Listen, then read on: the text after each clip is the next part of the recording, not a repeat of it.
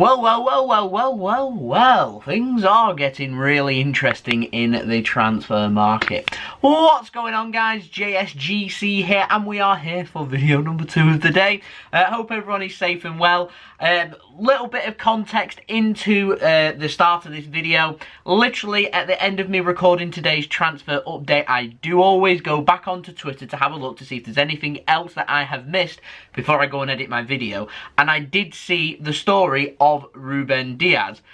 Now, the original source that came out, I didn't regard that as too much of a story for me to put into my transfer update. Now, since then, Record and Ojogo, a couple of quite reliable sources coming out in Portugal, have been speaking about this transfer. And so, whilst I have potentially missed out on including that in my transfer update, actually what we've got here is a big developing situation that kind of deserves its own video in its own right.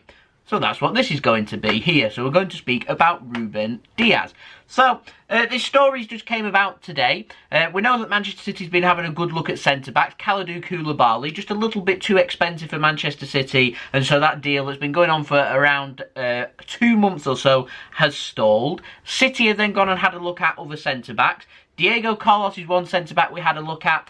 City aren't interested in signing him. Jose Jimenez was then the next centre-back that we were linked with, and Manchester City decided actually that he, again, was too expensive. Rumours went a round of a bid. Apparently, though, no bid has been made. And so the rumours came out about Jules Koundé, and there are definitely a little bit more in development about Koundé. And so it's led to a situation like the way I'm seeing with the Koundé deal is that things are progressing really nicely here for City to be able to sign Jules Koundé. That's the update as of from today. So it baffles me then that City are getting linked with another centre-back, which is why I thought, to be honest, that this story wasn't true. And it might not end up being true. So that's why I didn't really make anything of it. But then rumours came out today that Ruben Dias is a player that Manchester City are having a good look at. And City are believed to be closing in on his signature, according to one source in Portugal. So Ruben Dias, first thing we're going to do is go through the transfer deal itself. It's been reported it's going to be a deal worth between 60 to 65 million euros. Which is what City are looking for in how much they want to spend on a centre-back. So it does fall nicely into that category. Apparently Benfica are happy to accept that offer. Nicolas Otamendi wants a return to Portugal, and apparently he's going to be included on that deal as well. Now, it was believed that he wanted to go back to FC Porto, and FC Porto are a rival, obviously, of Benfica, so this move, I'm not sure where Otamendi's loyalties lie in here, but it seems that he may be set for any move back to Portugal. He'd be happy to even go to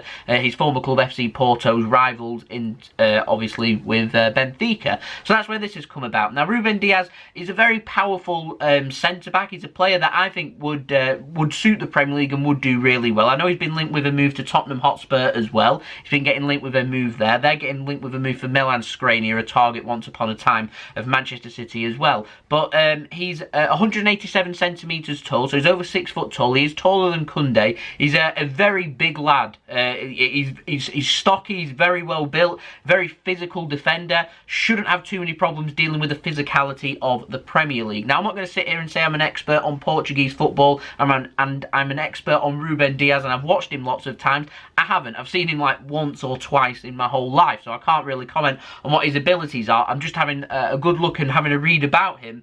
And he comes across as a really physically capable defender that should suit when defending in the Premier League. Is it really what City are looking for? City are looking for players that are very good with their distribution and players that are very quick, which is something Koundé's two strengths are. He's very quick, he's got a good footballing brain, and he's also extremely good at passing. So that signing would make sense. Whereas Ruben Dias is a little bit different. He's more of a built-up Premier League centre-back here. And so he's still a good player, a good age, 23 years old, a lot younger than what Kalidou Koulibaly was. A lot of concern over his age at 29 years old. 23 years of age is a good age. Obviously, there's lots of sell-on value there for Manchester City. And we're spending roughly, around £55 million there or thereabouts. A pretty big transfer for a centre-back. Not the biggest of transfers, but still City going out there and flexing. So I'm wondering now, like, what is the end game here? Is this Man City playing a game to Sevilla to say that we will move on to another target if you don't accept our latest offer for Jules Koundé, because it was believed that City were going to go in for their offer, believed to be either today or going into this weekend. I'm not sure then, is this a game elsewhere? Is this Tottenham playing a game or Benfica playing a game with Tottenham saying that Man City are closing in on signing a player that you're after, and then putting numbers out there because that's what they want Tottenham to play? I don't know. Someone put out a really good comment actually on my Twitter. Are Manchester City having a look at signing both of these players, both falling in and around the same bracket? That would be a big statement of intent shown by Manchester City. The problem though that you do have with this is Manchester City signing 3 centre-backs in one season to settle in, so it's going to be kind of an unsettled defence, but it would allow to push Fernandinho straight into midfield and midfield only, and leaving Rodri there as well. This is in particular if Eric Garcia is to leave Manchester City, as believed to go to Barcelona, and also believe with Otamendi being included in this deal that he could leave as well, that Manchester City getting rid of 2 centre-backs actually leaves us with 3 centre-backs, leaves us with John Stones, leaves us with Nathan Ake, a new signing for this summer, and Aymeric Laporte. So then we're wondering what happens with Adara Bayo, who's apparently made available for permanent transfer, didn't feature for Manchester City yesterday in the Carabao Cup, so I'd say his future at Manchester City is gone, it's not going to be here. And then Harwood Bellis, who did feature for Manchester City, apparently on the loan list, so it would allow him to then go out on loan and get regular minutes if he was to bring a centre-back in. So the situation we're in is a City targeting one or the other. Is there a game going on here, or are City going to show a real big statement of intent and sign both centre-backs? And it could be done by Manchester City if they wanted to do that. It could be done. Will they do that though? Remains to be seen. Like I said, City already got 3 centre-backs, and I thought they'd probably be happy with 4 and a youngster, so someone like Harwood Bellis. So to bring in 2, lots of competition for players there. It would allow us to do something with Nathan Ake, which obviously has played very well at centre-back for City. He could be used more than as a left-back if we're not going to sign a left-back.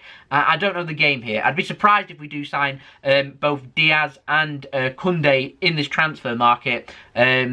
But you never know. Never say never. It's a transfer market, I've learned, and summer transfer windows, literally anything can happen.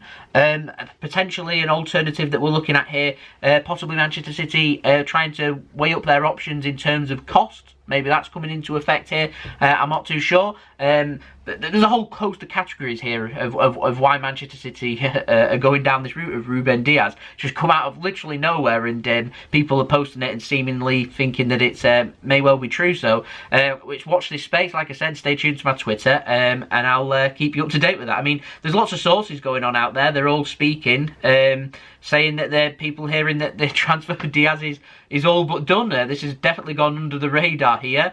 I'll keep you up to date with it every step of the way. I'm sure this will be included on my transfer update tomorrow, so stay tuned to that. If you want to go check out all the latest on the Manchester City transfer news, then go and check out my transfer update, which will already be out by the time I put out this video. Yeah, watch this space, stay tuned to my Twitter. I'll retweet everything that's happening with regards to these transfers. Things really warming up, so yeah, stay tuned. Leave a thumbs up if you enjoy this video, aiming for 500 likes again, so any help towards that would be much appreciated. Don't forget also, leave your thoughts in the comments below. Ruben Dias, would you be happy for him to become a Manchester City player? Let me know in the comments below. Don't forget also, subscribe if you're new around here. Press that red button, press the bell and put your push notifications on. It is free to be notified immediately for when I do upload. Aiming for 13,000 subscribers. We are very, very, very close to hitting 13,000 subscribers. I'm hoping that I can hit that by tonight, so any help towards that would be much appreciated. Social media links in the description below and sliding across at the bottom of the screen. If you want to go and follow me on my Twitter and Instagram, email also in the description below too if you want to hit me up for any sponsorships for any videos